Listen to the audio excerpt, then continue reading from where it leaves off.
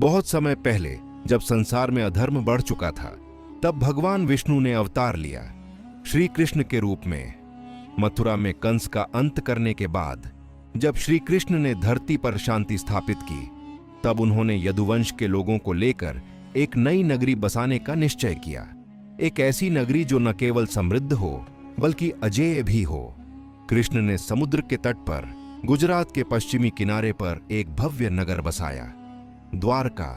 कहा जाता है यह नगर स्वयं विश्वकर्मा ने समुद्र की लहरों पर बनाया था। चमकदार महल, स्वर्ण के द्वार, चौड़े मार्ग और 7 विशाल द्वार, जिनसे यह नगर द्वारका कहलाया। यह कृष्ण का राज्य था, समृद्धि, नीति और धर्म का प्रतीक। द्वारका में संगीत, नृत्य और त्योहारों की गूंज रहती थी। यहाँ के लोग प्रेम और आनंद में जीवन व्यतीत करते थे। लेकिन जैसे जैसे समय बीता, यदुवंश में अहंकार और मतभेद बढ़ने लगे। कृष्ण ने कई बार समझाया, जब परिवार में कलह बढ़ता है तब उसका विनाश निश्चित होता है, पर नियति को कौन टाल सकता है।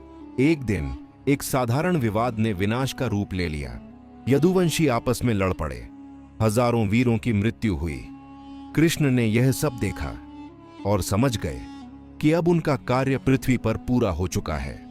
वे वन की ओर चले गए और वहीं एक शिकारी के बाण से उनका मानव रूप समाप्त हो गया।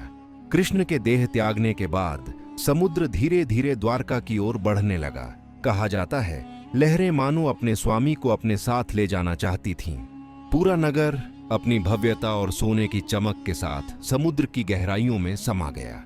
केवल लहरों की आवाज बची, जो आज भी मानो कहती हैं, यह वही भूमि है जहां कृष्ण चले थे। शताब्दियों तक यह कथा केवल एक पुराणों की कहानी मानी गई, लेकिन 1980 के दशक में जब समुद्र के भीतर वैज्ञानिक खोजें शुरू हुईं, तो सब हैरान रह गए। गुजरात के तट पर समुद्र के अंदर पत्थरों के बने ढांचे, दीवारें और प्राचीन सभ्यता के अवशेष मिले। वैज्ञानिकों ने पाया कि ये निर्माण लगभग 9000 वर्ष पुराने हैं। क्या ये वही द्वारका थी जिसे कृष्ण ने बसाया था? इस सवाल ने इतिहास और विज्ञान दोनों को सोचने पर मजबूर कर दिया। कई पुरातत्वविदों का मानना है कि समुद्र के नीचे मिली नगरी वास्तव में उसी युग की है जिसका वर्णन महाभारत में मिलता है। वहीं कुछ इसे किसी प्राचीन सभ्यता का अवशेष मानते हैं। पर एक बात सब मानते हैं, इतना भव्य नगर समुद्र के नीचे होना संयोग नहीं हो सकता। द्वारका आज भी एक पवित्र तीर्थ स्थल है।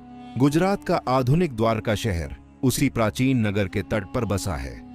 यहाँ हर साल लाखों श्रद्धालु कृष्ण के मंदिर में आते हैं, जहाँ समुद्र की लहरें आज भी मानो भगवान के नाम का जप करती हैं।